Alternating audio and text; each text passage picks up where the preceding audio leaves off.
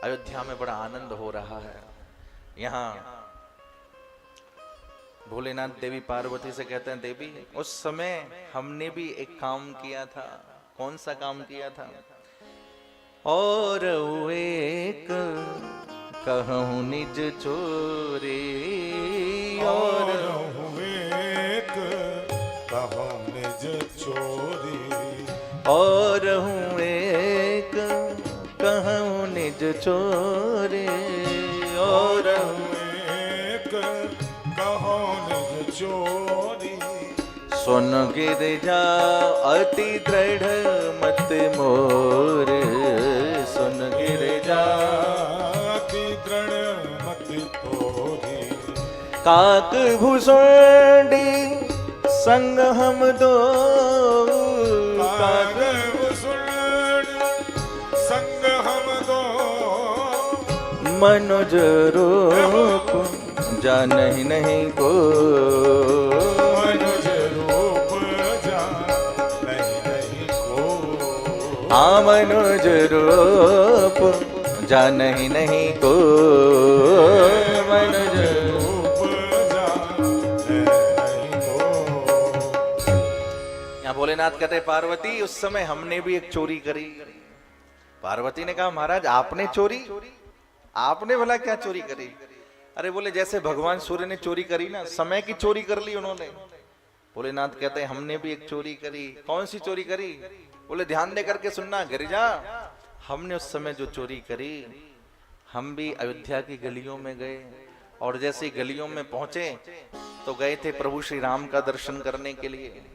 और जैसे अवध की गलियों में पहुंचे बड़ी भयंकर भीड़ लगी है राम जी के दर्शन के लिए। उस भीड़ में जाकर के हम भी शामिल हो गए। अच्छा भीड़ का कोई रूप नहीं होता, जनता का ना कोई रूप नहीं होता, आपने देखा होगा। भीड़ तो भीड़ ही है। कभी कभी ऐसा होता है मंच से व्यास जी नीचे उतर रहे हैं, लोग पैर छूने के लिए दौड़ रहे हैं और पैर छूते छूते पता चले कि व्यास जी के पांव छूने की जगह उनकी धोती खींच दी। अब किसके बारे में कहेंगे कि किसने खींची? और भीड़ है, वो तो भीड़ है, बस भीड़ है, उसमें किसी का नाम तो आप ले नहीं सकते। भीड़ तो भीड़। मंदिर में भी दर्शन करने जाओ भीड़ है, बड़ी लंबी लाइन। भोलेनाथ कहते बड़ी लंबी लाइन में हम भी खड़े हो गए जाकर के कि राम जी का दर्शन मिलेगा, राम जी का दर्शन मिलेगा। दर्शन तो मिला नहीं। सामने काक भुसुंडी जी खड़े हुए थे और जैसे ही उन्होंने हमें देखा तो हमें पहचान लिया और हमने भी उनको पहचान लिया। अरे भोलेनाथ आप यहाँ कैसे? बोले बंदऊ बाल रूप सोई नामू, मैं अपने प्रभु का दर्शन करने आया हूँ। काक भुसुंडी जी ने कहा महाराज इष्ट देव मम बालक रामू, मेरे भी जो इष्ट हैं वो भगवान बाल स्वरूप में जो राम जी हैं वही है। अच्छा आप भी दर्शन करने आए? मैं भी दर्शन करने आया हूँ। तो क्या करना है? बोले दर्शन करेंगे। बोले महाराज ऐसे दर्शन नहीं होगा, ऐसे तो सुबह से शाम हो जाएगी, शाम से रात हो जाएगी, लाइन लंबी है। तो क्या? बोले चमत्कार करो। चमत्कार क्या? बोले भोलेनाथ मैं एक उपाय बताता हूं आपको, आप बन जाइए ज्योतिषी और हम बन जाते हैं आपके सेवक। क्यों? क्योंकि आजकल लोग ज्योतिषियों के पीछे ज्यादा भागते हैं। हाँ जय सिया राम। अब बहुत सारे लोग हमको भी कथावाचक समझते हैं तो कितने सारे लोग पीछे मिलने आते हैं। बोले महाराज बताओ हमारे भाग्य में क्या लिखा है, हमारे भाग्य में क्या लिखा है। वैसे भी लोग का स्वभाव होता है, चाहे जितनी भी शांति हो फिर भी पास में आकर के सब यही कहते हैं महाराज ऐसा कोई उपाय बताओ कि शांति मिल जाए। जब मन में क्रांति है तो शांति कभी नहीं मिल सकती। अच्छा एक बात बताओ, कौन कौन शांति की इच्छा रखता है? जरा हाथ उठाओ तो, जो लोग शांति चाहते हैं। अच्छा जो लोग क्रांति चाहते हो वो हाथ उठाओ। सच्ची बात बोल रहा हूं, मंत्र बताता हूं। जो लोग शांति की इच्छा रखते हो हाथ तो उठाओ, मंत्र बताता हूं। जो लोग शांति की इच्छा रखते हो उनको अपनी इच्छा को शांत कर देना चाहिए। शांति शांति है।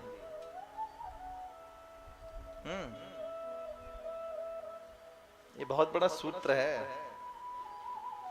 तमन्नाओं ने हमारी हमें अंधा कर दिया। किसी ने क्या प्यारी बात कही, तमन्नाओं ने हमारी हमें अंधा कर दिया, वरना हम कुछ और ही होते। इसलिए हमेशा याद रखिए, जो प्राप्त है वो पर्याप्त है। जाही विधि राखे राम, ताही विधि रहिए। सीताराम सीताराम सीताराम कहिए। ईश्वर ने हमारे पेट भरने की जिम्मेदारी ली है, पेटियां भरने की जिम्मेदारी नहीं ली। हम अशांत होते ही जब हैं, जब जरूरत से ज्यादा मांगने लगते हैं।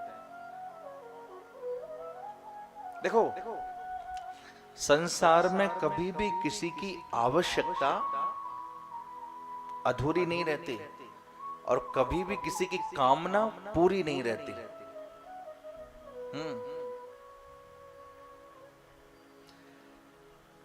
भोलेनाथ को काक भुसंडी जी ने कहा कि महाराज, उपाय मैं बता रहा हूं, आप एक काम करिए, आप बन जाइए आचार्य शंकर ज्योतिषी और मैं आपका सेवक बन जाता हूं। अच्छा, करना क्या है? बोले जो कोई आए आप उसका भूत भविष्य वर्तमान बताइए।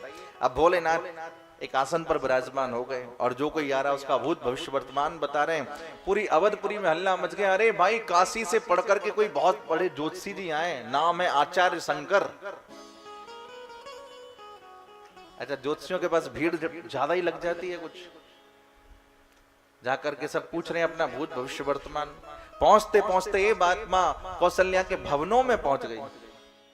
दासियों ने कहा, माँ आपको पता है एक बहुत बड़े ज्योतिषी आए हैं, क्या नाम है? आचार्य शंकर। बोले हाँ, तो जाओ उनको तुम हमारे भवन में लेकर के आओ। हमारे घर में 4 लाला प्रकट हुए हैं, कुछ इनका भूत भविष्य वर्तमान बताएंगे। दासी दौड़ी दौड़ी गई, जाकर के आचार्य शंकर को प्रणाम किया। बोले महाराज महलों में पधारिए, आपको माँ कौशल्या ने याद किया है। अब आगे आगे तो आचार्य शंकर चल रहे हैं और पीछे उनके सेवक चल रहे हैं, काक भुसंडी जी महाराज।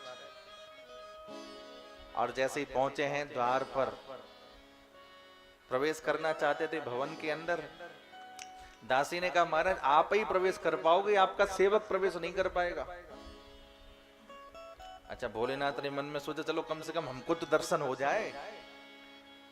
तो काक भुसंडी जी ने कहा, सरकार अकेले अकेले अगर आप ही दर्शन करोगे और हमें दर्शन नहीं कराओगे तो सारी पोल पट्टी खोल देंगे हम कि आप ज्योतिषी हो कि कैलाश पर्वत से चल के भोलेनाथ पधारे हो। भाई लाभ मिले तो सबको बराबर मिलना चाहिए। तो भोलेनाथ समझ गए भाई दोनों को दर्शन होना चाहिए। भोलेनाथ ने कहा ऐसा है तुम एक काम करो, हमारे साथ में जो ये सेवक है ना इसको भी लेकर के चलो। बोले क्यों? बोले हमारी तो उम्र हो गई ज्यादा, हम हो गए वृद्ध, तो बहुत सारी हाथ की रेखाएं ऐसी होती हैं जो हमें दिखाई नहीं पड़ती, जिनको हमारा ये शिष्य हमें बताता है।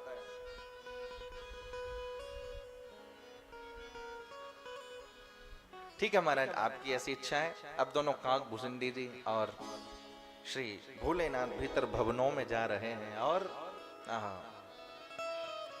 मैया के भवनों में पहुंचे हैं, कौशल्या माता के भवनों में। पालने में श्री राम झूल रहे हैं। यहाँ गोस्वामी जी कहते हैं जरा उस दृश्य का दर्शन करिए। आशुतोष शशांक शेखर भूत भावन भोलेनाथ काक भुसंडी जी के साथ में जैसे ही महलों में प्रवेश करते हैं, पालने में चारों भैया झूल रहे हैं, श्री राम लला सरकार झूल रहे हैं। और जैसे ही माँ कौशल्या ने प्रभु श्री राम को भोलेनाथ की गोद में दिया है, क्या सुंदर झांकी है। एक रमानाथ हैं और एक उमानाथ है, एक हरि है एक हर है। ये हरि हरात्मक मिलन है, ये रमानाथ और उमानाथ का मिलन है। जब रमानाथ ने उमानाथ को देखा और उमानाथ ने रमानाथ को देखा, अब यहां तो बालक राम है और इधर भोलेनाथ।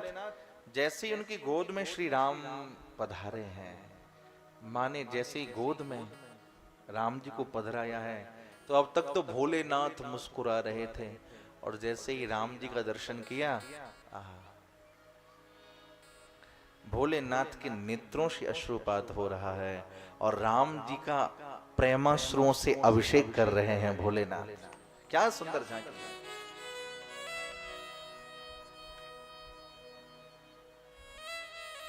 माँ कौशल्या ने कहा बाबा आप कृपा करके पधारे हो तो आप मेरे लाला को आशीर्वाद दे करके जाओ।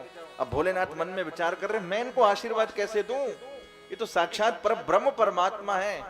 लेकिन आप देखिए भक्ति, भक्ति की शक्ति, जब प्रेम होता है ना तो सारा नियम भंग हो जाता है।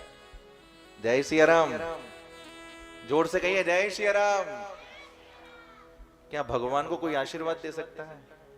लेकिन भगवान के भक्त भगवान को आशीर्वाद देते हैं प्रेम के कारण।